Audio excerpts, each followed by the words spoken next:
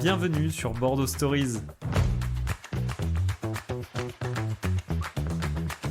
Je suis Hugo et je vous emmène avec moi à la rencontre des acteurs et personnalités qui réveillent la belle endormie. J'ai fait des tournois de pétanque avec les joueurs des Girondins. Enfin, Ah là là, sport de Marseillais, terrible. Mais ici, vous jouez avec Johan Barbet et puis Clément Michelin. Vous allez voir comment ça touche la boule. C'est vrai. C'est super fort. Donc cet ancrage local, pour moi, il est important. Il y a beaucoup de choses à faire pour le développer. Vous promeniez de rue Sainte-Catherine, personne n'avait de maillot de Marseille ou de Paris. Aujourd'hui, c'est devenu monnaie courante. Nous avons le plaisir de recevoir Bruno Fievé, entrepreneur chevronné et véritable passionné des Girondins.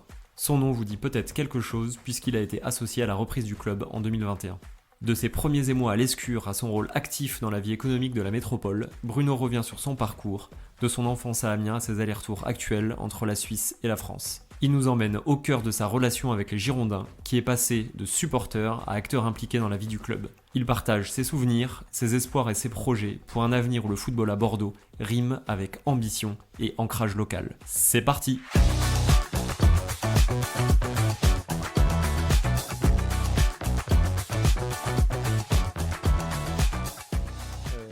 Est-ce que tu es prêt pour qu'on démarre ? Tout à fait. Ça roule, c'est parti. Bonsoir Bruno. Bonsoir Hugo. Et merci beaucoup de nous recevoir chez toi.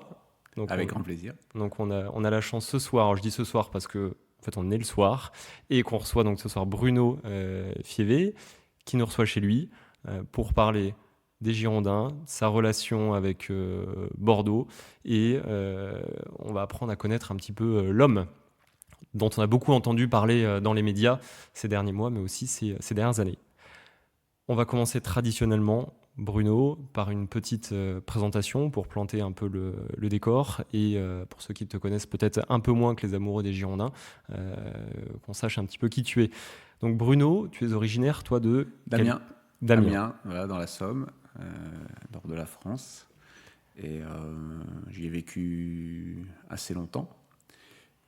Mais je suis tombé amoureux de Bordeaux, des Girondins et de la ville de Bordeaux. Parce qu'on les deux. Voilà, on connaît mon amour pour les Girondins, mais c'est aussi de la ville. Quand j'avais 8 ans.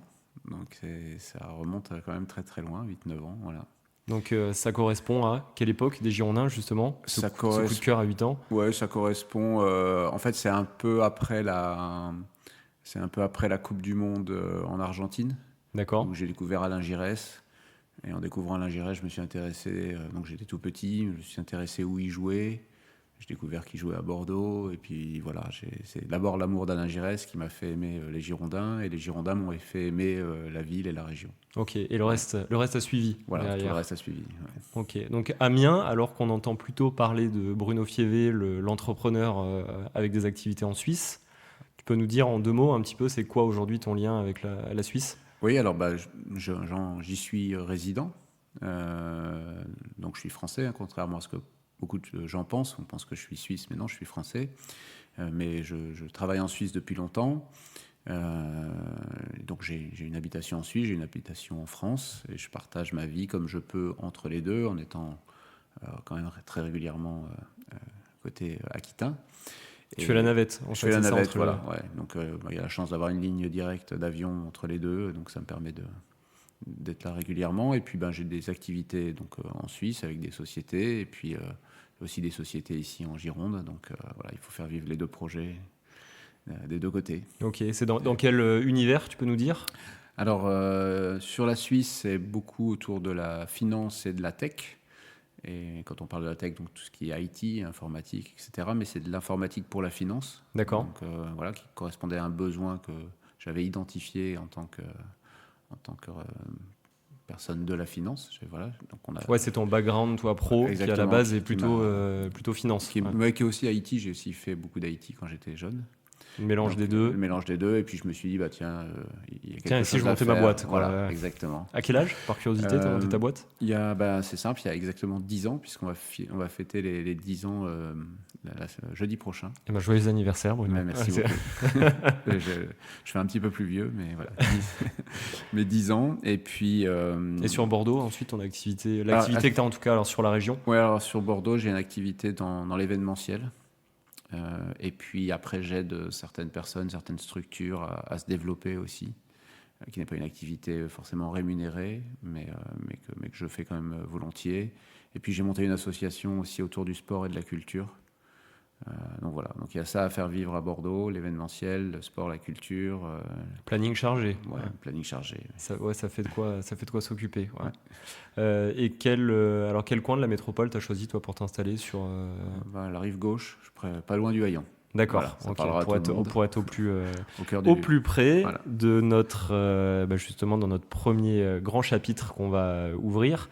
Comme vous pouvez le deviner, on va parler un petit peu des Girondins pour démarrer, puisque pour ceux qui te connaissent un peu moins, il y a certainement des amoureux des Girondins qui écouteront cet épisode, mais le nom de Bruno Fievé en fait a été beaucoup associé ces 2-3 dernières années. Quand est-ce que ça avait il y a 3 ans. Il y a 3 ans au moment du rachat du club. Bruno, donc ton premier souvenir des Girondins, c'est donc alors je veux dire ta première fois au stade en fait finalement. Alors c'était un peu plus tard parce que quand on est Depuis d'Amiens, Amiens, c'était compliqué de venir. Donc ça a été plus tard. Je pense que c'était 84, 85, quelque chose comme ça.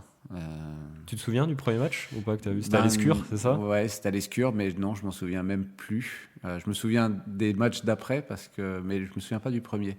Je me souviens de beaucoup de matchs contre. J'essayais de venir pour les affiches, quoi. Les matchs contre Paris, contre Marseille, contre Monaco, c'était les grosses équipes de l'époque. Donc ça n'a pas beaucoup changé. Il n'y a que nous, malheureusement, qui ne faisons plus partie de ce gratin-là. Mais voilà, Lyon n'était pas un gros club à cette époque-là, mais on parlait de Bordeaux, on parlait de Marseille, on parlait de Monaco, de Paris, de Nantes, de Saint-Étienne.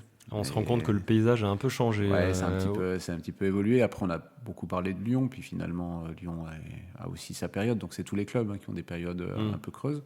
Il faut essayer qu'elles soient le moins creuses possible et le moins longtemps possible. Il y a un ou deux matchs justement à l'Escure dont tu te souviens particulièrement il y a quelques matchs Alors, j'avais eu la chance de faire les matchs dans l'épopée européenne quand on a été jusqu'en demi-finale contre la Juve. J'en avais fait un ou deux. Donc là, je me souviens de ces matchs-là. Et puis, je me souviens d'un match. C'était en 87 parce que c'est l'année où Gigi s'en va, 87 ou 88, je sais plus, 87 je crois qu'il part, et où il y avait Ferreri, Vercruis, et je m'entendais bien avec Jean-Marc Ferreri. Je me souviens, c'est très vieux, mais je me souviens de ces matchs-là. Il y a quelques années. Quelques années, voilà. Et comment ta relation elle évolue justement avec les Girondins? Parce que comment est-ce que tu passes en fait de tiens, j'y reste, je joue à Bordeaux, j'aime bien ce club, j'aime bien la région. Du coup, au départ, tu es supporter finalement. Ouais. Ça a été quoi la progression en fait dans ton investissement, dans le suivi du club qu'est-ce qui t'a amené après jusqu'à te positionner il y a 3 ans autour du rachat du club? Ça s'est fait progressivement, j'imagine? Oui, ça s'est fait avec. C'est des petits déclics en fait. Déjà, c'est d'avoir les moyens de le faire. Parce qu'on peut se dire, tiens, je vais racheter un club, mais il faut quand même une certaine manne financière pour le faire. Alors, je ne suis pas de loin pas milliardaire, mais j'ai plutôt une bonne situation. Mais surtout, dans le monde de la finance, je côtoie beaucoup de fonds d'investissement, de structures, de family office. Voilà, donc j'avais réussi à drainer derrière moi des investisseurs. Donc c'était quoi, en termes de montage en fait financier pour te positionner, tu sentais que la chose était jouable? Elle était tout à fait jouable, ouais, tout à fait. Après, il y a beaucoup de monde qui a dit non mais il n'avait pas l'argent, etc. Alors, oui, à titre personnel, j'avais pas l'argent, mais j'avais un dossier complet avec des fonds. Et puis quand je vois ce qui s'est passé, finalement, je me dis que j'étais pas plus mal loti que les autres, puisqu'aujourd'hui il y a que des fonds qui investissent dans le football. Les gens à titre personnel, il n'y en a quasiment plus. Ouais, c'est cool. Donc voilà, donc mon montage avait rien de délirant. Ce qu'il y avait de plus délirant, c'est qu'on ne s'entendait pas avec les gens de King Street et avec Frédéric Longuepée, donc ils m'ont mis les barrières pour pas que j'arrive à mes fins. Pour pas que ça se fasse. Voilà. Mais c'était purement un problème d'homme et pas un problème financier, quoi. D'accord. Et donc comment on arrive à ça? C'est vrai que c'est par étapes, c'est-à-dire que moi, j'avais eu la chance de me rapprocher du club sur certaines petites choses, des petits événements, des petits rôles, etc. Je voyais ce qui s'y passait et puis je me disais, mais en fait, les gens qui sont à la tête, ils n'ont pas forcément plus d'idées, plus de qualité de management, plus de qualité de réflexion sur une vraie politique sportive, puisque moi, j'avais quand même joué jeune, j'avais joué dans un club de Division 2 qui est l'Amiens SC, où j'avais j'avais été joueur, j'avais été éducateur, j'avais été proche du président, j'avais recruté. Tu connaissais Voilà, je le connais terrain, le vraiment bien quotidien d'un le club. monde du foot, je le connais très très bien, quoi. Et je voyais parfois des décisions, et j'en vois encore, hein, que ce soit à Bordeaux ou ailleurs, hein, pas focalisé sur Bordeaux. Tout n'est pas mal fait à Bordeaux Non, et parce qu'il bien fait ailleurs. C'est mondial. il n'y a, La tendance. y a pas qu'à Bordeaux où tu as des décisions qui sont prises, en tout cas, qui peuvent paraître hallucinantes en fait, Exactement. dans certaines situations. Et on en parlait encore avant, mais c'est vrai qu'il y a des choses comme ça où tu comprends pas en fait les décisions, tu comprends pas ce qui se passe. Et quand tu as un peu les moyens de pouvoir agir, interagir, bah tu t'investis et puis tu essaies de montrer que tes idées sont bonnes. Et puis ça a galvanisé beaucoup de monde autour de moi. J'ai vraiment une grosse partie de gens qui comptent dans le football, hein, de personnalités. Alors je ne vais pas les citer parce que je ne suis pas là pour mettre les gens en difficulté. C'est toujours difficile Non, mais citer des je gens. te demanderai pas de name dropping. Mais voilà, mais j'ai vraiment beaucoup de discussions, mais encore aujourd'hui, hein, quasiment quotidiennes, avec des gros acteurs du monde du foot, et on est tous assez unanimes sur ce qu'il faut faire et sur le projet que j'avais, sur le fait qu'il était bien écrit et qu'il représentait quelque chose, et qui représentait surtout un ancrage local qui me tient particulièrement à cœur. C'était ça un peu le conducteur en tout cas de ton projet. Oui, parce que d'abord moi je crois pas aux investissements massifs dans des joueurs étrangers, dans des joueurs que j'appelle toujours un peu des mercenaires, c'est-à-dire des gens qui viennent, qui prennent l'argent, puis qui crient dans les journaux leur amour pour le club, puis 3 mois après, dès qu'il y a une opportunité, ils s'en vont. Donc j'y crois pas à ça. Par contre, ce qui est vrai aussi avec des jeunes, hein, je veux dire que des jeunes que vous formez ici, ils ont aussi envie de partir. Il y a pas de... Mais dans la culture, dans l'envie de mouiller le maillot, dans l'envie de sauver le club, dans l'envie de revenir, on le voit avec Vital, avec Johan Barbet, il y a une vraie volonté en fait quand on a été formé dans un club d'y revenir et d'apporter ce qu'on n'a peut-être pas pu apporter quand on était jeune, quoi. Donc cet ancrage local, pour moi, il est important. Il y a beaucoup de choses à faire pour le développer. Beaucoup de choses qui ne sont pas faites, que ce soit à Bordeaux, mais dans 80% des clubs. Est-ce que le club aujourd'hui a un petit peu coupé tous les liens qu'il pouvait avoir avec des institutions? Alors GACP King Street a coupé ses liens. Gérard Lopez a essayé d'en retisser quelques-uns. Pas assez pour moi. Enfin, de ton point de vue. Dans le projet que j'aurais, pas assez, mais dans son projet, voilà, il a essayé de faire des choses. Et j'ai conscience que ça prend du temps, et c'est toujours des questions de priorité. Et moi, j'aurais mis plus de priorité sur cet ancrage local, sur une vraie stratégie. Voilà. Mais c'est celui qui est à la tête qui décide. Hein, donc, Bien évidemment. Et tu as un modèle, toi, aujourd'hui, de club qui t'inspire? Alors, j'ai pas un modèle de club parce que je crois fermement à l'identité locale. Et c'est impossible de reproduire Lyon à Bordeaux, de reproduire Monaco à Bordeaux, de reproduire Paris à Lyon, de reproduire Marseille à Paris. Enfin, ça, c'est pas possible. Donc, il faut d'abord bien connaître son territoire, bien connaître les mentalités, bien connaître ce que recherchent les gens. C'est-à-dire qu'à Marseille, vous êtes obligé de gagner. À Bordeaux, vous n'êtes pas obligé de gagner. Vous êtes Il y a obligé un peu plus de tolérance, quoi. Vous êtes obligé de montrer quelque chose sur le terrain. Après, les gens, mais un peu comme à Lens d'ailleurs. Le parallèle, moi je trouve que c'est un peu intéressant avec Lens. Ouais. C'est que voilà, à partir du moment où les gens mouillent le maillot, qui sortent vidés du terrain, si tu as perdu contre plus fort, tu as perdu contre plus fort. Mais on ne va pas en vouloir à une équipe qui perd contre une équipe plus forte. Ouais. Alors qu'à Marseille, on va vous en vouloir pour ça, parce qu'à Marseille, tu dois être le plus fort.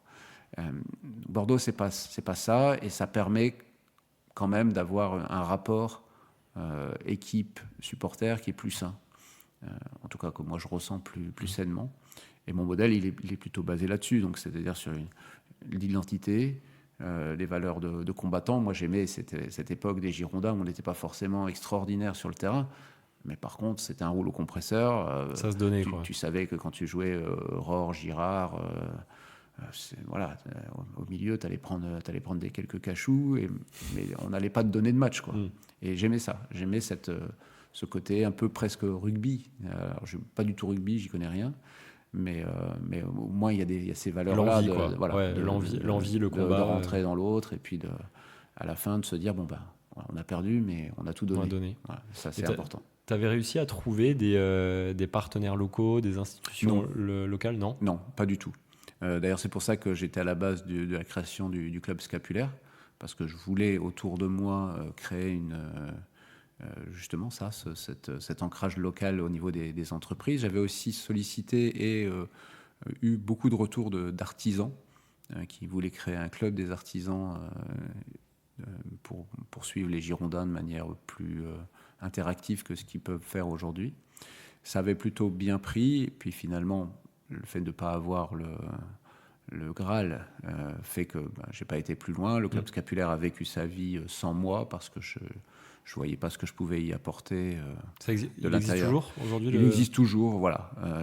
Honnêtement, je connais pas leur actualité, ce qu'ils peuvent faire, mais Donc on a la possibilité, c'est quoi en tant que chef d'entreprise ou entrepreneur ou voilà. autre, en fait on a la possibilité de s'y inscrire. Exactement, C'est ça. et de mettre de l'argent pour investir dans les Girondins. Enfin, moi, c'était comme ça que j'avais vu le projet. Donc, ce n'était pas l'histoire de récupérer 40 millions, hein, c'était l'histoire de récupérer peut-être autour d'une quarantaine, une cinquantaine d'entrepreneurs, 1 million, 1,5 million. C'est fédérer et créer une Fédérer, innovation. et puis derrière, en fait, c'est toutes les idées qu'on va développer autour de ça. Bon, ça s'est pas fait comme ça. Ça doit plus être un regret aujourd'hui, c'est le passé. Et tu penses que c'est un peu propre, tu vois, à Bordeaux, qui est une ville. C'est difficile de dire que Bordeaux est une ville de passionnés de foot si tu le compares effectivement à d'autres villes. Tu citais Marseille avant ou on citait Lens. Tu penses qu'il y aurait peut-être demain la capacité de fédérer justement des PME, des entreprises locales Ouais, autour des Girondins? il y a toujours moyen. Mais après, moi, je crois pas au mécénat. Je pense que qu'on soit un particulier, une entreprise, sauf si on est Bill Gates, on peut faire du mécénat, mais aujourd'hui la conjoncture elle est dure, hein. On le voit, l'actualité avec les agriculteurs, d'autres s'y engouffrent, enfin c'est une actualité qui est dure économiquement. Il n'y a pas une société aujourd'hui qui se dit tiens, j'ai des Si chiffres j'allais qui donner, sont, ouais. voilà, tiens, si j'allais donner, je sais que même des grands groupes immobiliers souffrent. Parce que l'immobilier, parce que la finance, les taux d'intérêt, enfin, tout le monde est rattrapé par l'actualité économique et politique et géopolitique, hein, puisque tout ça, ça vient aussi des conflits. Enfin voilà, c'est beaucoup plus large que la problématique l'Ukraine, le Moyen-Orient, de là, c'est un l'agriculteur. tout, Voilà, c'est très très large et tout le monde en souffre. Et certains souffrent plus que d'autres. Les agriculteurs en souffrent beaucoup plus que d'autres. Mais difficile quoi. c'est difficile, mais c'est possible. Et encore une fois, il ne faut pas que ce soit du mécénat, c'est-à-dire que les gens peuvent donner, mais il faut apporter quelque chose en retour. Et ça ne peut pas être du simple réseautage. Il faut vraiment apporter, avoir une offre concrète où les gens se disent « Ok, j'ai investi dans les Girondins, mais derrière, ça m'ouvre des portes, ça m'ouvre des marchés, ça m'ouvre des opportunités. » Et ça devient intéressant. Mais ça doit être bien écrit. Ça doit être cultivé. Et ça doit être animé. C'est pas juste le dire. Derrière, il faut que ce soit animé, donc il faut mettre en place des équipes. Mais ça vaut la peine. Donc chose qu'on percevait pas du tout effectivement à l'époque de GACP King Street. Non. Voilà. Non, mais là, eux, ils ont tout coupé. Hein. La télé des Girondins, la radio des Girondins, le tour l'été autour des plages, etc., qui revient. C'est vrai, ouais. Mais ils ont vraiment tout coupé. Donc, tiens, Cap Girondin, par exemple, ça existe toujours ou pas? Alors, ça existe toujours. Je crois qu'il y a moins de sessions que par le passé, mais c'est toujours Tu peux expliquer. Alors, en fait, je viens d'avoir un flash là, en même temps qu'on se parle. C'est que j'ai fait Cap Girondin quand j'étais tout petit. Mais moi aussi. C'est vrai? Ouais. Ok. Ouais, moi donc aussi. tu vois, j'avais genre 7-8 ans, je crois.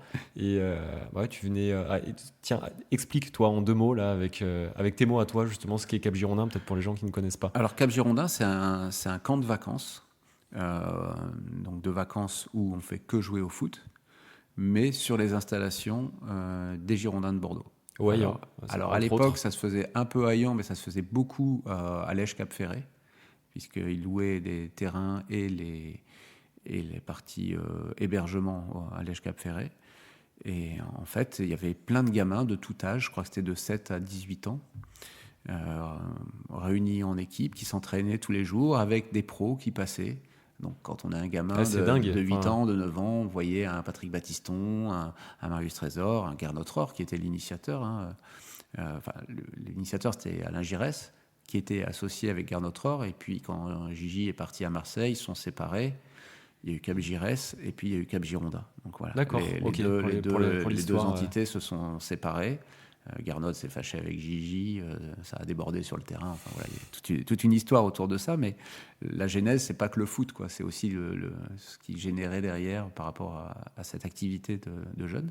Et ça a perduré. Et, on a vu des jeunes, des super jeunes passer dans Cap Girondin. T'as des noms à nous donner? J'ai peut-être un ou deux noms, mais j'ai pas envie de les donner parce que j'ai pas envie de mettre le club en difficulté sur ce qui s'est passé dans le passé. Mais en fait, on s'est pas assez servi de la détection qu'offrait Cap Girondin. Non, mais typiquement, c'est vrai que c'est un super outil quand on parle d'ancrage local. Tout à fait, voilà. Alors, on venait de partout en France. Hein. La preuve, c'est que moi, je venais d'Amiens, mais tous les gamins de la région voulaient faire Cap Girondin. C'était l'opportunité aussi de suivre des gamins. Et en fait, on l'a pris vraiment comme un camp de vacances, alors qu'on aurait pu aller plus loin. En fait, te servir beaucoup mieux.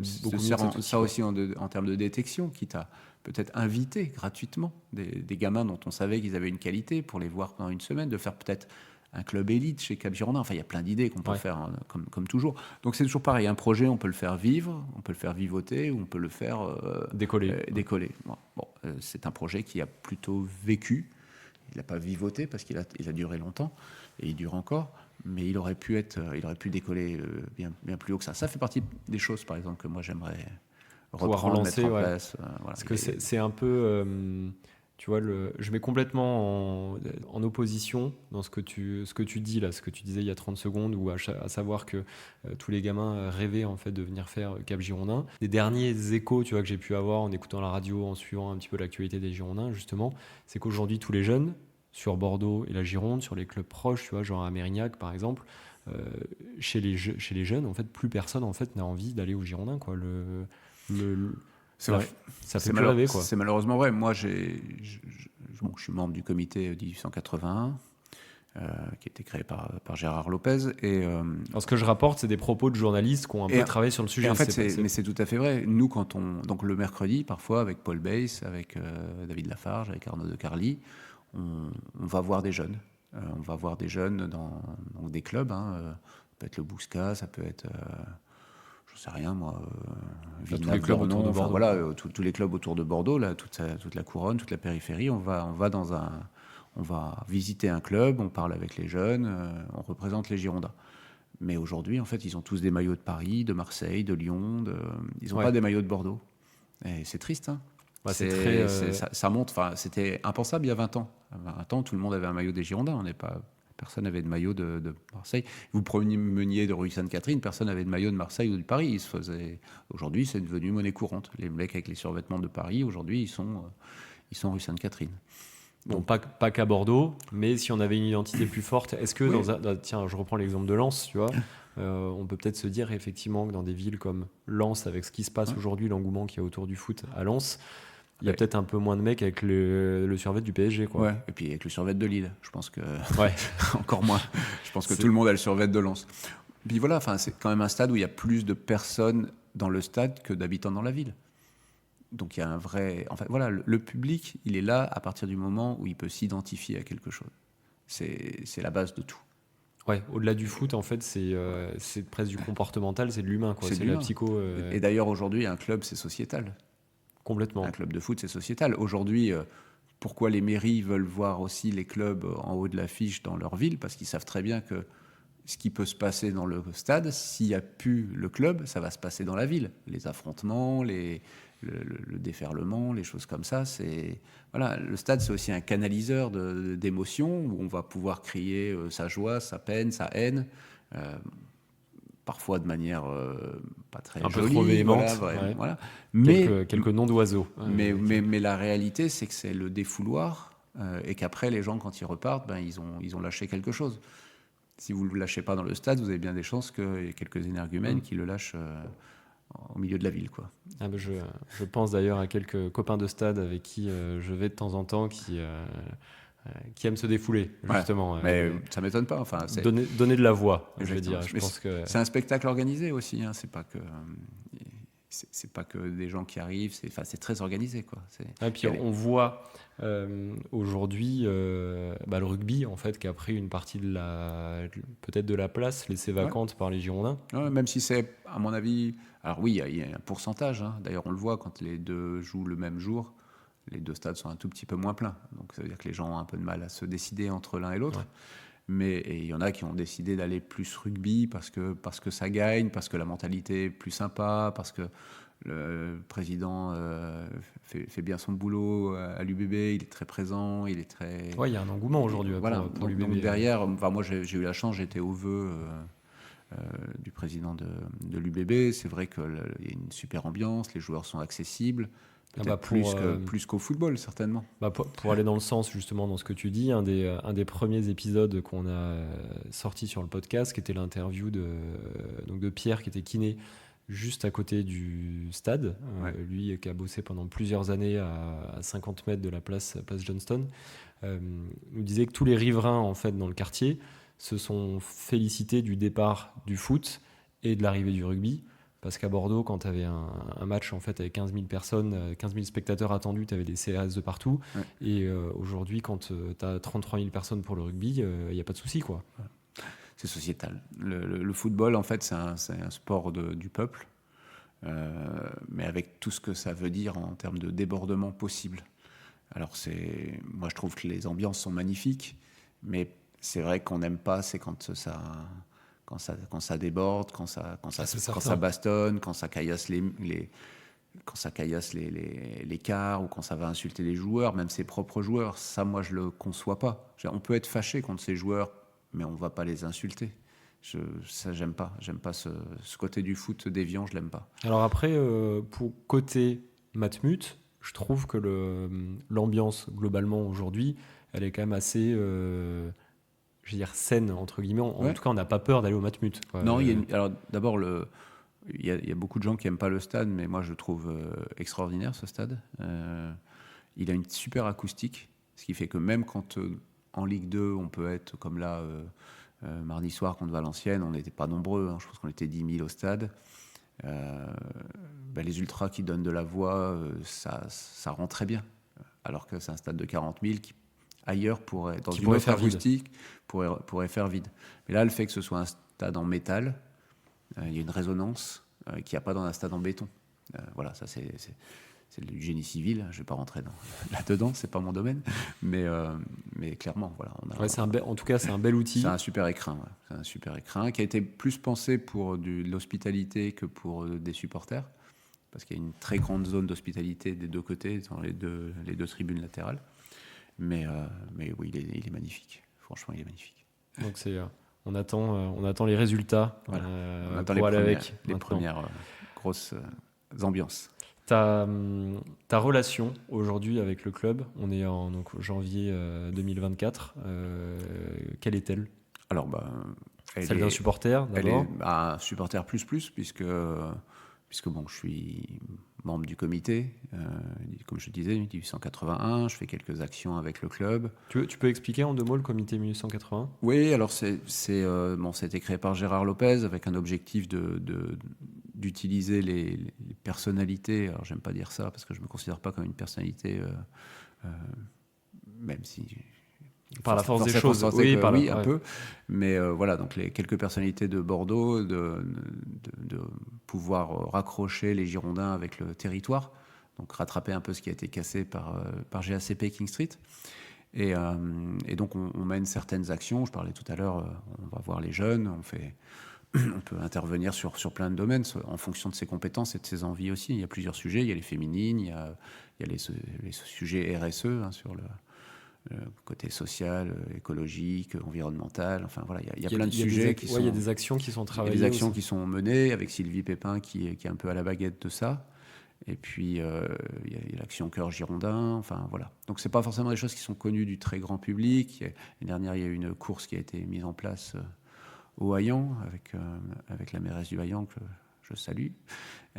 Et puis, donc voilà, c'est des petites actions. Alors, certains ont l'impression qu'il ne se passe pas grand-chose.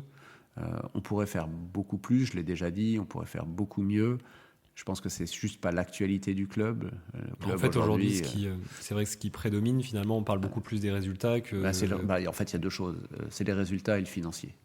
Et aujourd'hui, on le voit, l'actualité encore, ça c'est tourne autour de ça. la DNCG Exactement. récemment. C'est la DNCG, c'est la recherche d'investisseurs, c'est est-ce que Gérard va rester, est-ce que Gérard va partir, est-ce que... Donc c'est dommage que voilà. tout ça prenne le pas, en fait, finalement, sur toutes les initiatives qui sont... Exactement, parce qu'en fait, c'est pas lié. Normalement, c'est pas lié, c'est-à-dire qu'on pourrait très bien mener toutes ces initiatives, quelle que soit la place des Girondins. Mais oui, après, les gens, forcément, ils vont s'intéresser plus au club si on est premier que si on est 13e. C'est certain. Donc, et si on est en première division plutôt qu'en deuxième. Voilà. Du coup, en termes d'impact, si je comprends bien, là, sur le territoire aujourd'hui, le FC Girondins de Bordeaux a eu un impact fort, en fait, au niveau de la ville, au niveau de la métropole et peut-être même de la région il y a quelques années, qui a été décrescendo pendant un moment. On est arrivé un peu bas. Aujourd'hui, il y a une dynamique, en tout cas, qui tend à remettre du lien.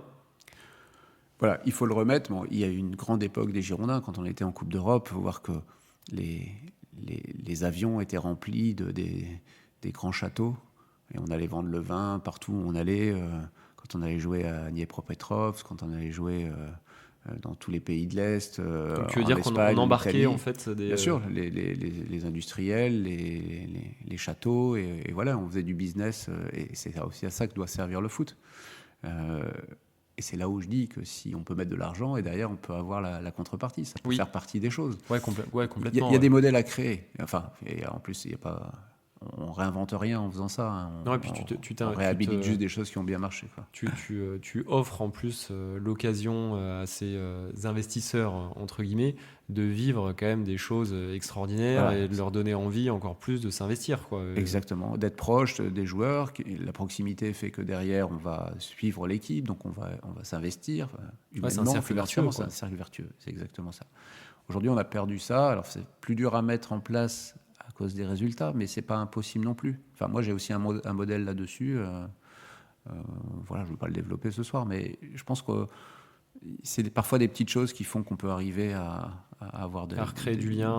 Du lien. Et puis on n'a pas besoin d'aller créer du lien en ayant des supporters de l'autre côté de la France. La Nouvelle-Aquitaine est suffisamment vaste, c'est le plus grand territoire en France, pour que déjà localement on puisse faire de très belles choses. Donc voilà. Donc pour clore un petit peu ce chapitre là, donc sur les Girondins, toi un petit mot aujourd'hui, voilà, janvier 2024, quel avenir est-ce que tu vois donc il y a déjà la fin de saison qui va devoir être négociée. Alors je le trouve compliqué cet avenir, on ne va pas se mentir, je ne veux pas dire que tout va bien et que... J'aurais été surpris que tu me dises l'inverse. Voilà, puis moi je n'ai jamais fait la langue de bois, je n'ai pas commencé ce soir. Aujourd'hui je suis inquiet parce que on voit bien que financièrement le club a été sous sanction de la DNCG. Donc on va dire que tout ça est factuel. C'est factuel, donc on ne peut pas dire que ça va bien quand vous devez vendre une bonne partie de vos meilleurs joueurs pour pouvoir enflouer les caisses au mois de janvier alors que vous êtes 15e du classement. Même si on a gagné et qu'aujourd'hui on est 13e, enfin voilà, on n'est pas dans la bonne dynamique. L'équipe n'a pas été construite pour être à cette place-là, elle a été construite pour jouer la montée. Et ça, on ne peut pas en vouloir à personne. Enfin, c'est les premiers responsables, c'est la direction sportive, les joueurs, les entraîneurs, voilà. Mais par contre, il y a un trou, un déficit qui est considérable par rapport à un club de Ligue 2. Et aujourd'hui, on voit qu'aujourd'hui, il y a Elise qui va partir. On sait que Malcolm Bokele va suivre, David Ashvili aussi. Donc, on perd des éléments qui sont importants, mais on n'a toujours pas le droit de recruter. Parce que quand il vous manque entre 10 et 15 millions pour finir la saison, ça veut dire que vous devez vendre pour avoir une chance de rester la tête hors de l'eau. Voilà, rester la tête hors de l'eau financier. Et vous pourrez recruter qu'au moment où vous serez passé en dessous du plancher. Parce que vous ne pouvez même pas être juste au plancher. Au plancher, vous ne pouvez toujours pas recruter. Donc, c'est-à-dire que pour pouvoir racheter des joueurs, et s'il manque, disons 13 millions, faisons le mix entre les 10 et les 15, ça veut dire que vous devez au moins vendre pour 14 pour pouvoir acheter un joueur à 1 million. Donc vous voyez, zéro pour acheter, il ne faut pas redescendre à zéro, il faut passer en dessous des zéros pour avoir une capacité de racheter. Mais le marché, il est compliqué. On voit Ellis ça va se vendre à 1,5 million, 1,6 million. C'était quelque chose qui était prévu à 3,5 millions dans les caisses. Gregersen, c'était un joueur qui était évalué 2,7 millions, 2,8 millions, qui part pour 1,8 million. Donc on voit bien que de toute façon, puis vous le savez, quand vous êtes pendu, les clubs, ils ne vous font pas de cadeaux. Donc les offres que vous avez faites, elles sont inférieures avec celles que vous avez, avec celles que vous avez imaginées. Donc voilà. Donc c'est un marché qui est compliqué. Donc la situation sportive est pas facile. Elle peut devenir encore plus difficile parce qu'on perd beaucoup de joueurs. On va perdre beaucoup de joueurs. Et puis la situation économique, elle n'est pas bonne non plus. Et puis du coup, le climat autour des Girondins, il y a aussi beaucoup de licenciements encore cette année. Je crois qu'il y a un mini-plan de 9 personnes juste avant Noël. Forcément, pour les gens qui restent au Haillan, ils doivent faire le même travail, mais quand vous étiez 4 pour le faire et que vous n'êtes plus que 2, c'est toujours le même travail. Mais le climat, globalement, voilà, le climat, il est difficile. Voilà. Donc, réinverser la tendance, moi, j'ai une bonne idée de comment faire, mais voilà, c'est pas simple. C'est pas simple. Mais il faut avoir je veux dire le mot, il faut avoir les couilles de le faire, quoi. Donc... Ok, on souhaite déjà effectivement que la fin de saison se négocie. Moi, je pense qu'on peut éviter la catastrophe industrielle. Ouais, la catastrophe, c'est financière.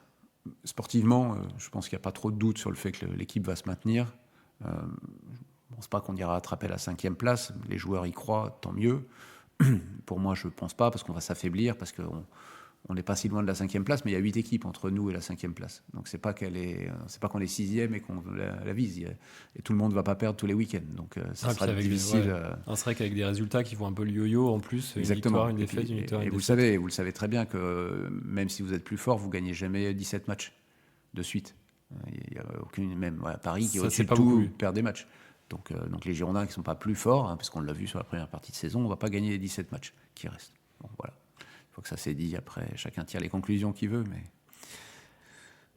On va parler maintenant de ton lien un peu plus intime avec, pas qu'avec les Girondins, mais aussi avec la région. Ouais. Donc tu nous as dit que ce qu'on a compris, c'est que depuis Amiens, c'est quelque part, c'est un peu Alain Giresse, l'ambassadeur de ma vie.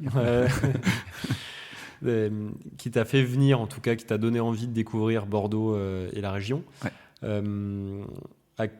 Donc ce coup de cœur, il intervient assez jeune. Très jeune, ouais, très jeune. Après, Amiens, c'est une ville qui est quand même grise. Je ne veux pas faire de politique, mais c'était une ville qui était sous bastion communiste à l'époque et il se passait rien, quoi. Ouais, un peu austère. Ouais, très austère. C'est une ville qui avait été détruite par les guerres, parce que la guerre de 40 a quand même laissé des traces longtemps et voilà, il n'y avait pas une vraie dynamique de développement. Aujourd'hui, c'est devenu beaucoup plus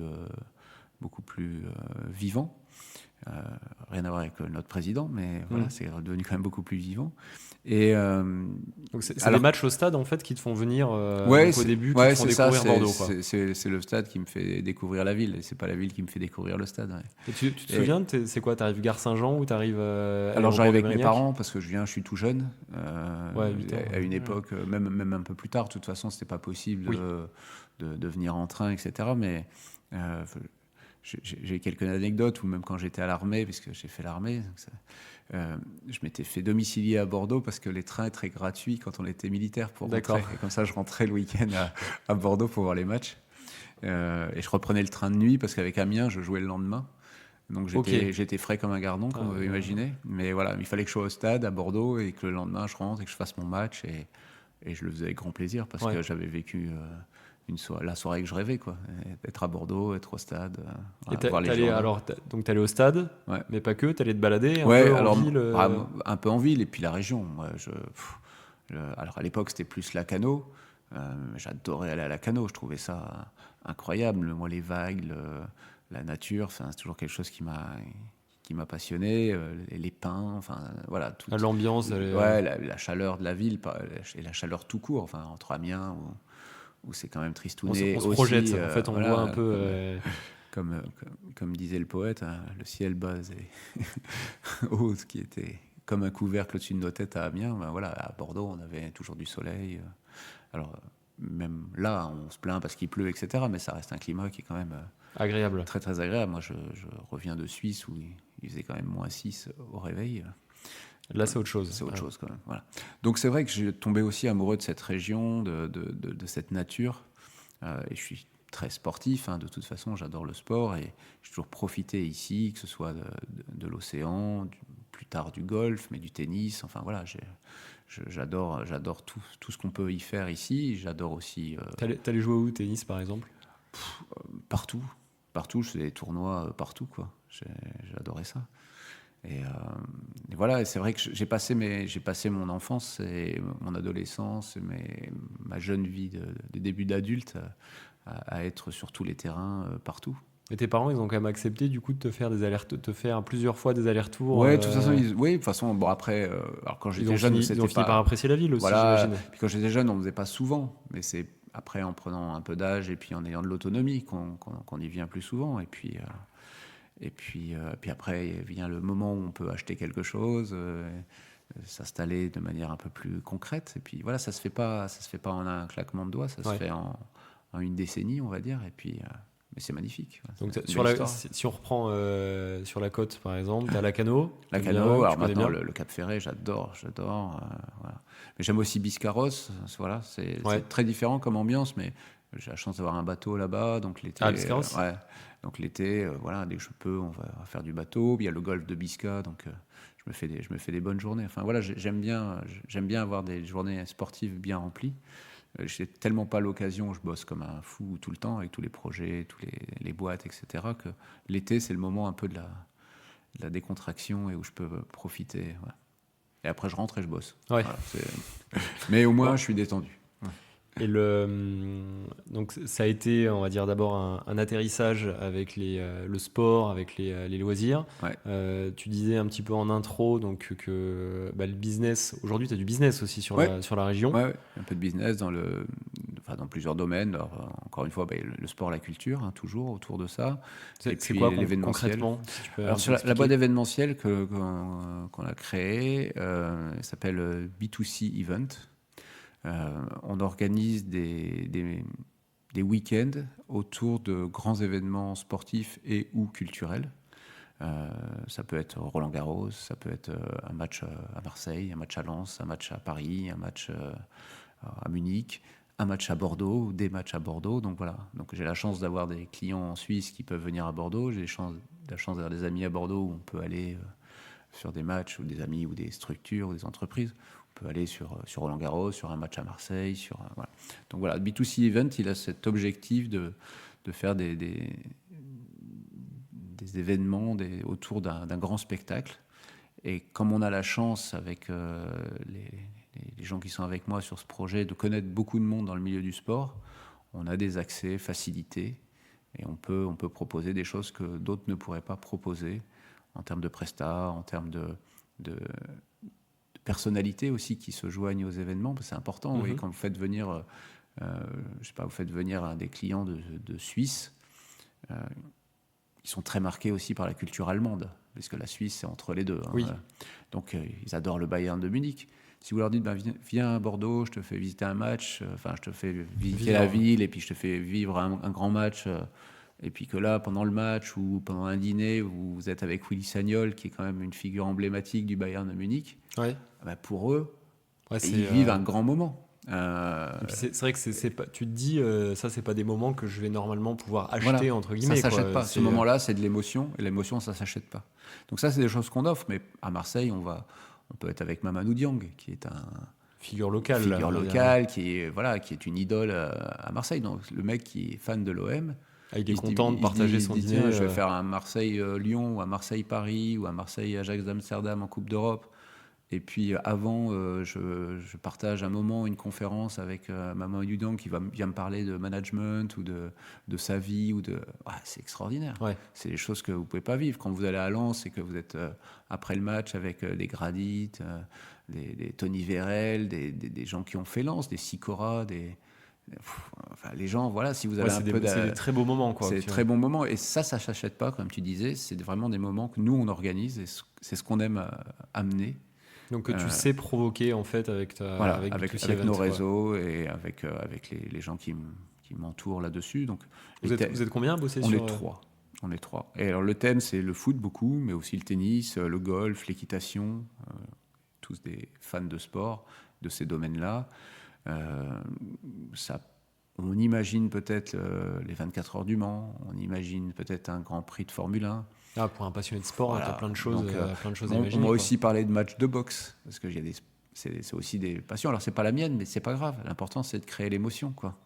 Nous, on n'y va pas pour se faire plaisir. Moi, si demain je veux aller voir un match à Marseille, voilà, j'ai besoin de personne pour aller voir un match à Marseille. Ouais. Donc, on le fait pour vivre des émotions avec des gens.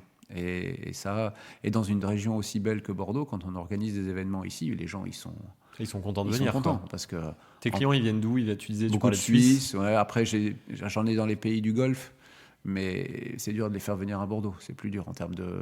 C'est-à-dire que tu les fais plus facilement venir à Paris, par exemple? Voilà, ça va être plus facilement Paris, Genève, parce qu'il y a des lignes directes. C'est difficile de faire venir quelqu'un à Paris, puis après faire un Paris-Bordeaux sur un week-end, sur 3 jours, c'est compliqué. Ouais. Quoi. C'est pas qu'il y a un manque d'intérêt, mais c'est que voilà, c'est le timing qui n'est pas forcément facile à vivre. Ouais, parce qu'on a vu quand même récemment sur Bordeaux, c'est quoi? C'est je sais pas si vous avez vu passer aux Sources de Caudalie ou week-end organisé par Jay-Z, Beyoncé, qui privatise Caudalie.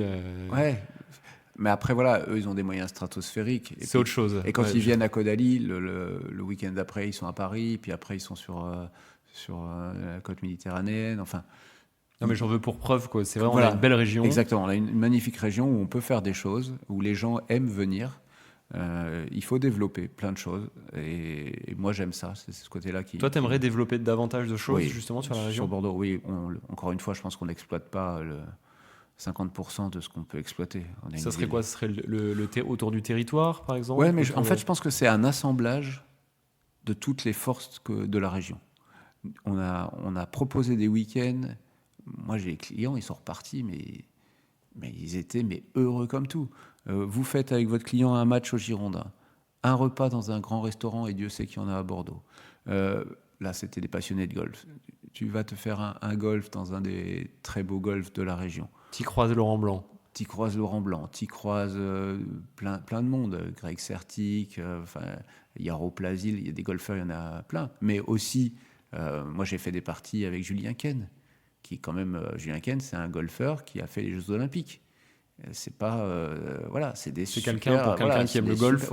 C'est des noms, enfin comme on parlait de Willy Sagnol, le mec qui aime le golf. S'il croise un Greg Bourdi, un Mathieu Pavon ou un Julien Ken, Julien est peut-être plus aussi comme il était, mais c'est pas grave quoi. C'est des noms qui parlent. Moi j'ai eu la chance de partager des parties avec Cabera-Velo qui était un Espagnol numéro 4 mondial. Quand tu parlais de Mathieu Pavon là juste avant, qui a un lien avec Michel. Oui, c'est le fils de Michel. Ok. Voilà, et la mère de Mathieu était prof de golf au Pian. Elle est partie maintenant, je crois qu'elle est sur Biarritz, si je dis pas de bêtises, ou en tout cas un peu plus bas dans le territoire. Mais voilà, en fait, il y a tellement belles choses ici. On a visité un château, on a mangé à la table du vigneron d'un château que je connais. Il a ouvert des bonnes bouteilles de vin, on a visité le chai, mais ils sont repartis. Bon, déjà, ils étaient bien farcis, ouais. parce que c'était le dimanche midi qu'on a fait le repas. Ouais. Donc, mais ils ont passé un week-end. Quand je les revois, mais on parle même plus business. Ouais, on parle que de ce week-end. Quand est-ce qu'on se refait ça? C'était génial. Enfin, non, voilà. C'est vrai. Hein. En fait, quand tu as un peu la tête dans le guidon, finalement, que tu vis déjà à Bordeaux et que c'est presque ton quotidien, entre guillemets, de bosser dans une belle ville et le week-end d'aller t'évader à la mer à 1 heure ou dans le Pays Basque, j'ai envie de dire que tu réalises presque même plus en fait la chance que tu as. Quoi. Exactement. Et il y a beaucoup de gens ici à Bordeaux qui se rendent plus compte de la chance qu'ils ont. C'est... Moi, j'ai la chance parce que je fais les allers-retours, donc j'ai le comparatif. Ouais, tu vois. Mais après, attention, la vie à Genève, c'est magnifique. Je suis au pied des pistes. Il y a aussi le cadre, il n'est pas désagréable. Quand on aime l'équitation, à Genève, il y a un des plus grands concours hippiques. Il y a le Gonnet Event au niveau du tennis. L'année dernière, j'étais invité par la banque. J'ai vu jouer Zverev, etc. Enfin, il y a des belles choses aussi. Mais je crois que partout, il y a des belles choses. Simplement, on ne sait plus les apprécier. Et il faut les assembler pour créer quelque chose de différenciant. Et si tu arrives à faire ça, si c'est pas juste « Ah bah tiens, on va voir un match », non, si je te fais un week-end incroyable, tu vas rencontrer des personnalités, tu vas manger dans des super tables chez des chefs, tu vas aller manger dans des châteaux et des mecs qui sont des passionnés, parce que les vignerons, quand ils commencent à te parler de vin, tu mets une pièce dans le jukebox et puis tu tiens l'après-midi. Ouais, puis pour peu que tu te sois envoyé 2-3 verres avant... Le mec, il te met ses bonnes bouteilles, enfin ils n'ont que des bonnes bouteilles, ils te font la nourriture, c'est incroyable. Donc, t'as des beaux endroits, T'as des beaux endroits, t'as T'as des de la belles bonne- activités, t'as de la bonne bouffe. t'as la bonne bouffe. Voilà, c'est une super région, mais la France, Oui, globalement, ouais, c'est globalement, n'a pas. que des beaux trucs. Il faut juste aller chercher le bon truc. Tu peux, hein, tu peux te contenter du médiocre, mais si tu vas chercher le bon truc, ta vie, elle est quand même beaucoup plus agréable, Hmm. quoi. Et donc, au-delà de B2C Events, tu disais, tu as d'autres choses, tu as d'autres Ouais, business ou en pas fait, j'ai une association qui s'appelle Vibes pour la promotion du sport et de la culture en Aquitaine. Donc l'année dernière, on a essayé, ça n'a pas trop marché, mais on a essayé parce qu'il y a les JO 2024, d'aider une athlète de l'équitation qui est paraplégique, qui est tombée de cheval, qui était très forte, hein, puisqu'elle était en équipe de France, etc. C'est pas une franco-américaine par hasard? Je crois que j'avais Non, vu ouais, un reportage. je sais pas si franco-américaine. Mais en tout cas, elle a été beaucoup aux États-Unis. Donc, Ok. je sais pas si elle a la nationalité, mais elle a été beaucoup aux États-Unis à une époque. Et donc, elle est portée par sa sœur qui essaie de la pousser. Elle remonte à cheval. Mais ça coûte extrêmement cher, même en Ouais, on paralympique, parle, de ouais. faire les JO. Ça coûte extrêmement cher. Donc, c'était aussi un peu vibe. On a mis un coup de projecteur sur elle. On essayait de. Bon, je pense pas qu'elle récupérait beaucoup, mais c'est aussi notre faute. On n'a pas fait assez. Encore une fois, c'est un manque de temps, etc. On n'a pas assez fait les choses pour lui permettre de récolter de l'argent. On s'est associé aussi au golf d'Arcachon pour le tournoi d'Arcachon. Enfin, voilà, j'ai fait des tournois de pétanque avec les joueurs des Girondins. Enfin, on a fait. Ah là là, sport de Marseillais, terrible. Mais non, mais ici, vous jouez avec Johan Barbet et puis Clément Michelin. Vous allez voir comment ça touche la boule. C'est vrai. C'est super fort.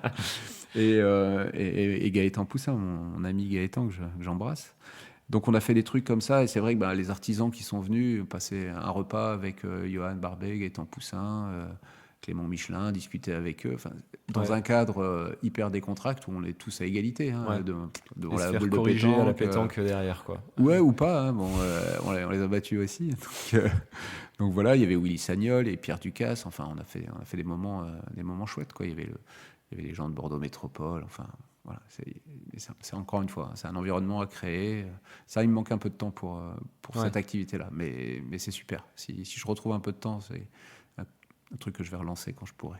Et quand tu auras un peu plus de bande passante, justement, là on parle beaucoup du volet pro, mais tu vois, est-ce que toi, sur le plan perso, ça serait aussi passer encore davantage Bien sûr. de temps ici sur Bien Bordeaux? sûr, ça c'est le rêve. Alors après, je suis conscient que c'est pas possible, hein, parce que mes activités en Suisse, elles sont importantes.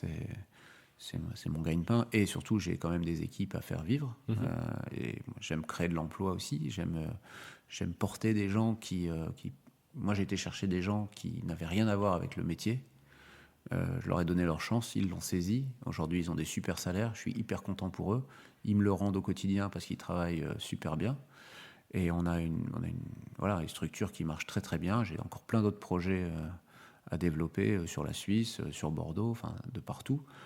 Mais c'est comme ça que j'aime la vie en fait. J'aime pas m'embêter, j'aime pas m'ennuyer, j'aime pas.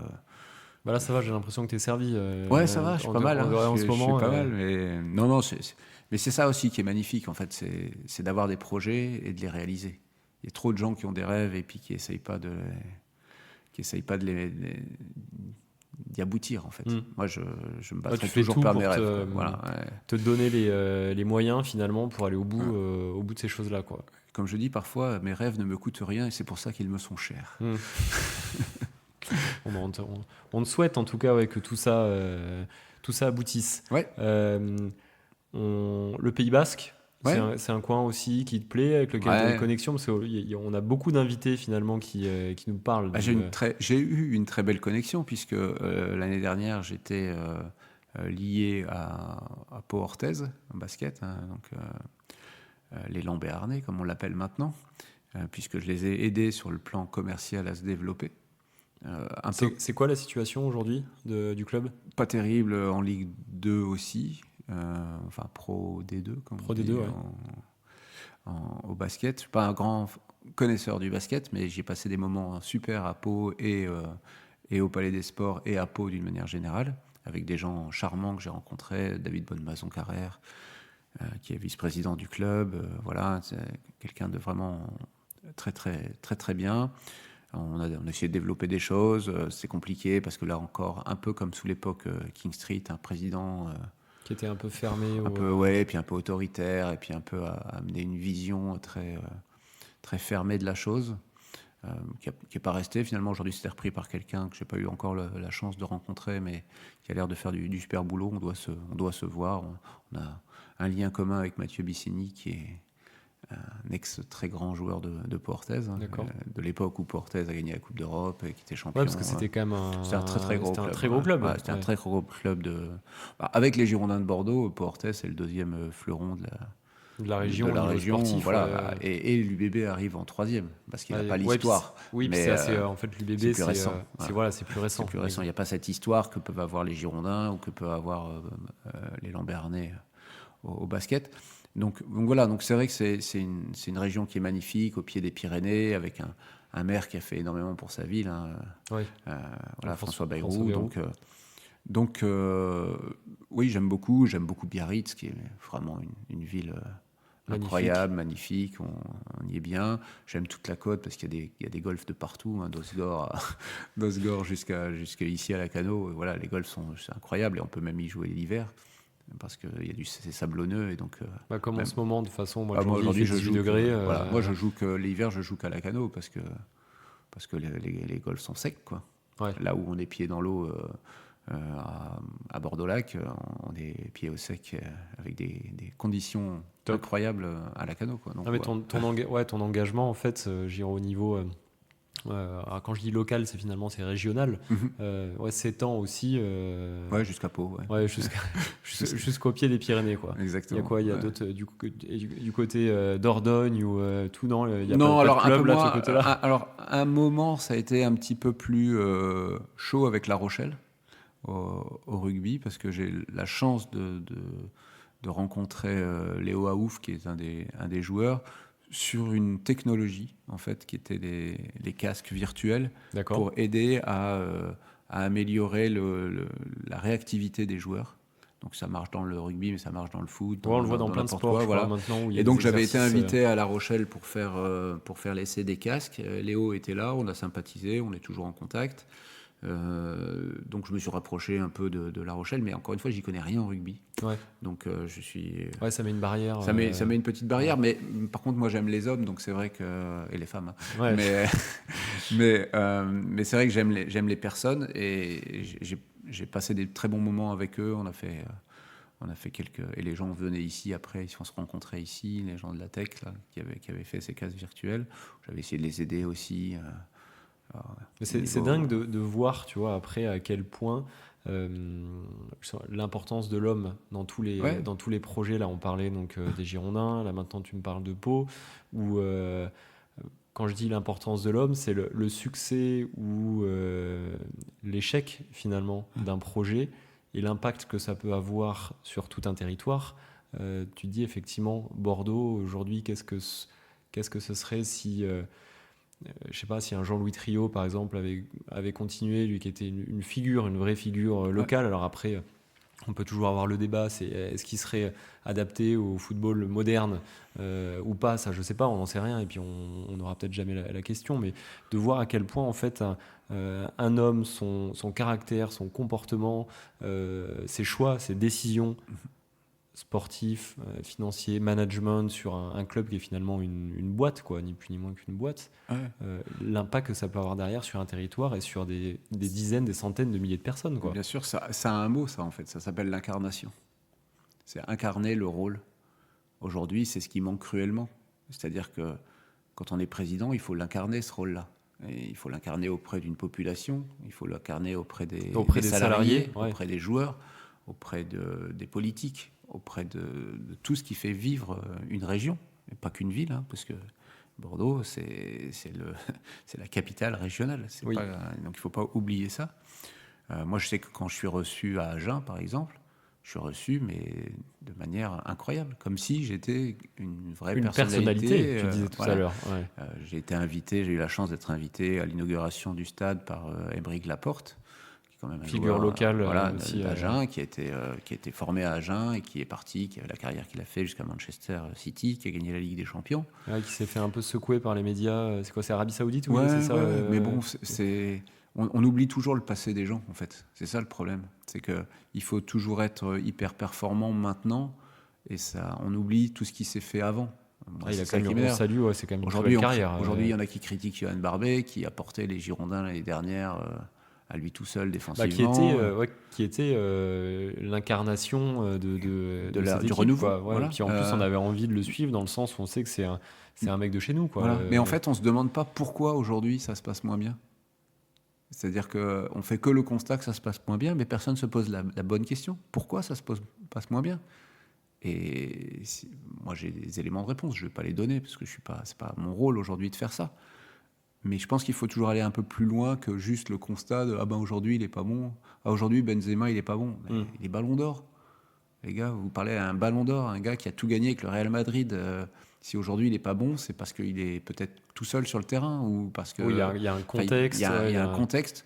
Donc il faut arrêter de se focaliser sur l'instant présent. Il faut arrêter de. Moi j'aime pas, vous savez, dans les relations, je me suis toujours entendu. Vous pouvez vous séparer de votre femme, vous pouvez vous séparer de vous fâcher avec des amis, etc. Moi, je brûle pas les gens que j'ai aimés. C'est pas possible. Vous avez idolâtré quelqu'un, vous avez aimé quelqu'un, vous le brûlez pas sur la place publique parce qu'à un moment, ça se passe moins bien. Ça se passe moins bien, on met un peu dans son vin. Quand on est con, c'est des deux côtés. Hein. Quand ça va moins bien, c'est des deux côtés. Donc, faut jamais penser que c'est l'autre tout seul qui est responsable de tout. Voilà. Moi, je sais quand je suis con. Ça m'arrive assez. Tu sais faire ton autocritique. Ouais, je sais quand j'ai tort. Je sais les jours. En plus, je sais presque avant les jours où je vais être con, parce que je vais être fatigué, parce que je vais avoir une ou deux mauvaises nouvelles. Il y a des gens avec qui je vais passer moins de choses qu'avec d'autres, parce que voilà, et je le sais en me levant presque. Mais il faut savoir s'excuser, il faut savoir reconnaître, puis il faut savoir passer à autre chose. Ça sert à rien de rester bloqué sur les choses, quoi.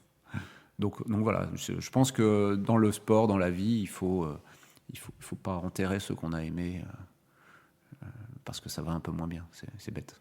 Bon, j'aime bien en tout cas cette philosophie. Et puis finalement, c'est une belle conclusion, je trouve, dans le sens où on a commencé très focus sur les Girondins et puis progressivement, on a pris du recul. Ouais. On s'est un petit peu élevé.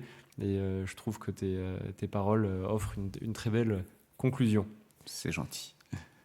Bruno, on va terminer du coup cet échange avec la dernière partie qui est le Bordeaux de Bruno.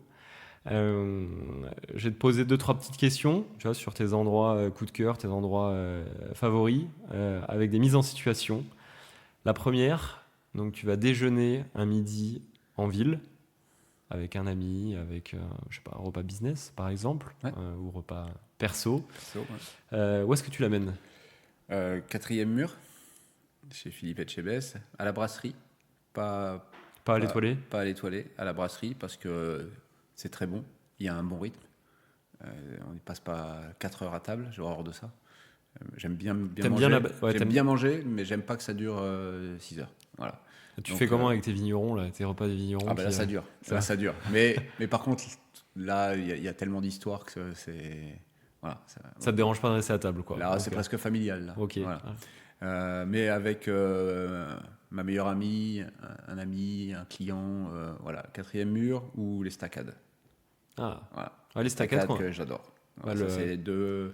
Et un petit cran en dessous, mais j'aime beaucoup, mais j'y suis peut-être trop allé que maintenant, c'est l'Ibaya aussi, sur le quai des Chartrons. Ok, l'Ibaya Café. Ouais, mais on y mange très bien aussi. Côte de bœuf l'été, magnifique, là, sur la petite terrasse. Non, c'est top. C'est un beau, c'est un beau cadre. On va dire qu'il y a... C'est trois adresses que j'aime. Il y a deux très beaux cadres, je sais, entre l'Ibaya et les staccades. Ouais. Le 4e mur, sympa aussi. L'intérieur, j'ai jamais... très, très, très sympa, épuré. Mais bon, on y va pour la qualité du repas et le rythme. Voilà. Et Philippe Etchebest, déjà croisé? Oui, plusieurs fois, échangé avec Philippe. Très bien. Il vient au stade en plus, je crois. Il vient au stade, dans la loge de notre sponsor, dont le nom m'échappe, du bistrot Régent. Voilà. Et Impardonnable. supporter des Girondins, Philippe Etchebest? Oui, non, pas. Non. Enfin, non, mais ça, c'est pas un vrai supporter des Girondins, c'est un Ouais. suiveur. Un suiveur. Voilà. Ok.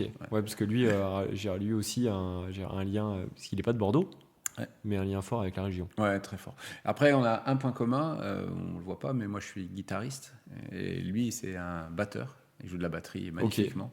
Bon, Et vous donc pourriez être la musique complémentaires. aussi. Ouais. Ouais, on va monter un groupe. Ouais.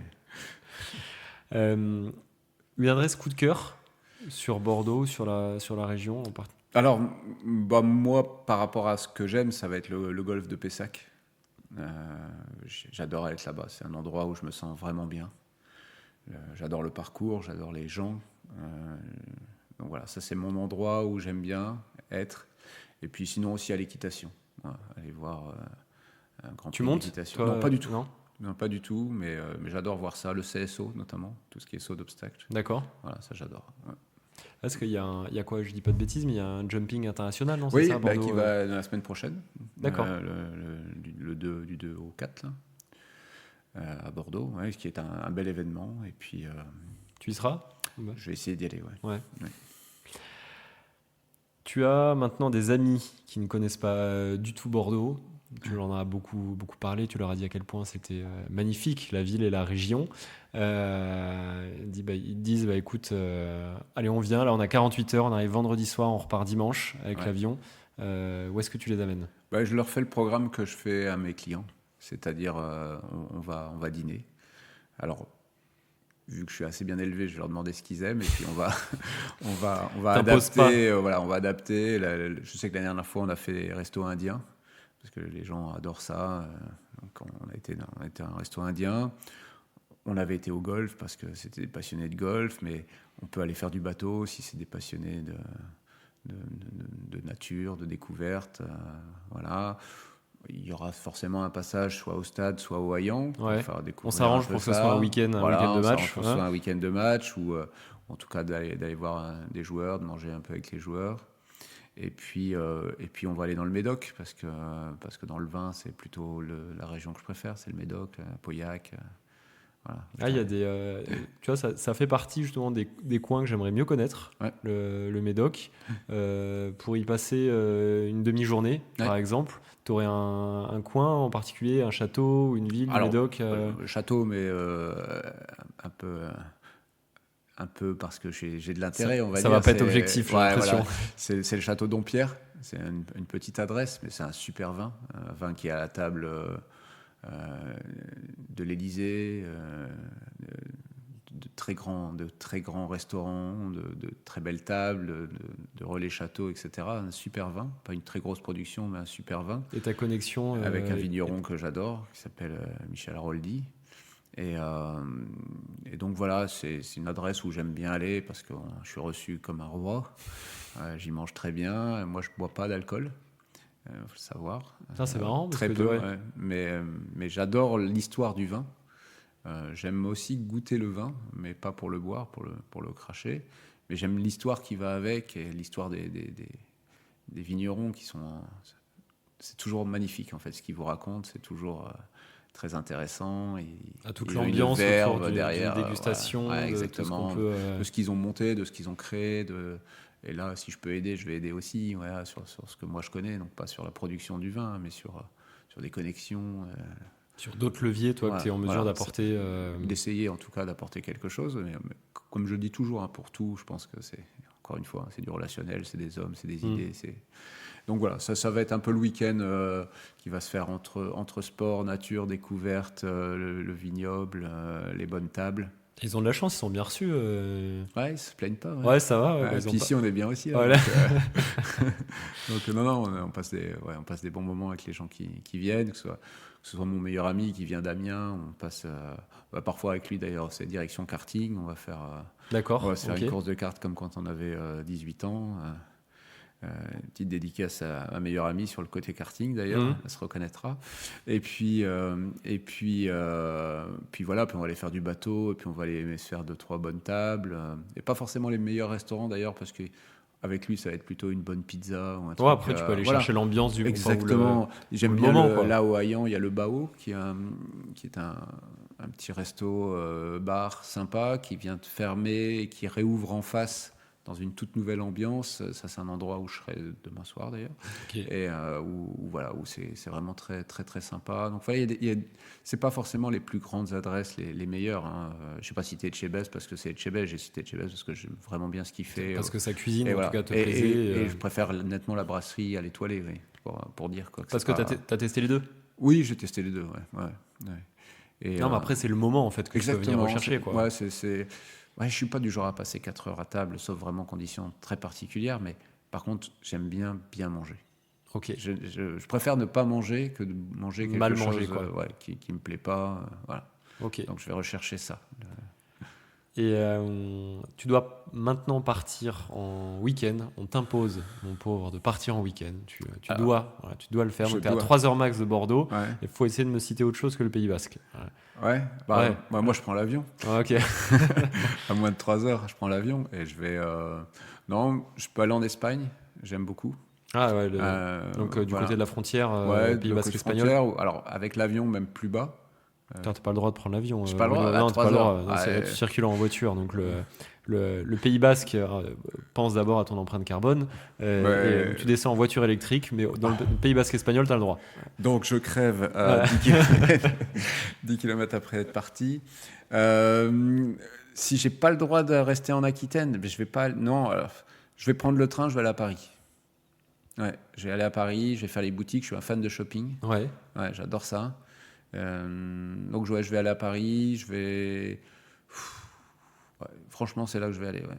Ouais, ouais, puis j'imagine que tu connais du monde, à minima, ne serait-ce que. Ouais, mais je vais même pas y aller pour connaître du monde. Alors, je vais aller voir mon meilleur pote parce que lui, il est resté à Amiens, mais il travaille à Paris. Donc, on se fait la petite étape où Ouais, c'est on l'occasion déjeune de se ensemble. retrouver. Voilà. Mais ouais, je pense que c'est ça que je vais faire. Ok. Et La journée shopping à Paris, j'aime bien. tout le week-end, samedi, Voilà, dimanche. exactement. Faire la carte bleue devient verte. Ouais, et pour terminer, un lieu, tu vois, une découverte récente là, que tu as faite dans le coin, tu vois, que ce soit à Bordeaux ou je sais pas, même sur le bassin. Ben, j'ai pas fait tellement de découvertes récentes. Alors, par exemple, j'adore l'estacade, comme je l'ai dit. Et c'est une découverte qui est assez récente. Ça fait pas longtemps que je le D'accord. connais. Ça serait peut-être mon dernier coup de cœur. C'est pour ça aussi que j'aime peut-être y aller un peu plus que maintenant, parce que voilà, comme j'ai découvert, j'aime bien le faire. J'aime bien aussi, comment ça s'appelle, juste à côté, enfin tout à côté de l'estacade, le Café du Port, c'est ça? J'ai peur de dire une bêtise. Magnifique, on surplombe tout Bordeaux, c'est incroyable. Ouais. C'est vrai que alors je veux dire, la rive droite est un peu le parent pauvre historiquement en fait de Bordeaux. Ouais, ça Même l'a si été. Ouais. ça l'est Plus beaucoup maintenant, moins. voilà, je le trouve plus maintenant. Ouais. Et puis après, ouais, un endroit que j'aime bien aussi, c'est après les Chartrons, là, quand on remonte. Quand tu vas jusqu'au bassin à flot. Ah, il y a Ouais. peut-être la halle. Ouais, exactement. Ouais, là où il y a Les halles de Cité du Bacalan. vin, etc. Ouais. Ouais. Et je trouve là, les halles de Bacalan, on passe des bonnes soirées aussi. Ouais, ça, Mais si, tu vois, on a. je peux y amener mes copains aussi là-bas. Ouais. Ah, mais c'est clair. Ouais. Ouais, pour l'ambiance. Et puis. D'abord, c'est les copains qui m'y ont amené en premier. Ouais. Et maintenant, je peux y amener des copains pour l'ambiance. Voilà. Si on avait un endroit comme ça, au pied du Matmut, mais moi, c'est pour mon les rêve. avant-matchs. Ah, mais moi, c'est mon rêve. Je pense que là, autour du Matmut, il y a vraiment quelque chose à développer. J'en Ouais. ai parlé avec Nathalie Delattre, que je salue, qui est la vice-présidente du Sénat et qui est la sénatrice de Gironde. Il y a vraiment quelque chose qu'on doit mettre en place autour du stade. C'est pas possible aujourd'hui. Parce qu'il y a quand même du monde, en tout cas on voit, il y a du monde avant chaque match. Et puis c'est très étudiant, donc il y a forcément des choses à faire. Et c'est vrai que les animations qu'on peut voir, ouais, tu fais un peu la moue. Ouais, c'est vrai que même moi, je vais me demander, je sais pas si tu seras très objectif, toi ton point de vue, moi je donne le mien en tout cas, mais c'est vrai que ça fait un peu cheap, quoi. Oui, alors après, à la défense de ceux qui le font, c'est très compliqué dans le partenariat, le PPP, le partenariat public-privé, ouais. entre les Girondins, la métropole, les SBA, d'avoir la latitude d'organiser quelque chose. D'accord. Donc il y a un contexte. Il y a un contexte qui fait que c'est pas si simple que ça de le faire. Vous n'avez pas le droit de faire grand-chose déjà. Oui, parce que c'est des structures mobiles à chaque fois. Ouais, voilà. Et puis même quand vous le faites, il faut que ça soit parti vite, parce qu'il y a un moment où il faut rendre le stade dans l'état où vous l'avez retrouvé très vite, parce que voilà, ils se font pas de cadeaux entre les 3 parties. Donc c'est pas si simple aujourd'hui. Le sujet du stade, c'est un vrai sujet. On va pas revenir à la question 2, mais c'est vrai qu'on pourrait repartir là-dessus. Et j'aurais beaucoup de choses à dire, mais voilà. Dans un prochain épisode, voilà, du coup. Dans un prochain épisode de Bruno Fievé. Mais on va rester sur le fait que voilà, les endroits récents, les staccades, c'est peut-être le petit coup de cœur récent que j'ai eu. Ok. Et donc, on te retrouve bientôt chez Bao au Hayan et au Jumping International de Bordeaux. Voilà. Et lundi soir pour Bordeaux-Angers. Allez, Bordeaux. Allez, Bordeaux. Bonne soirée.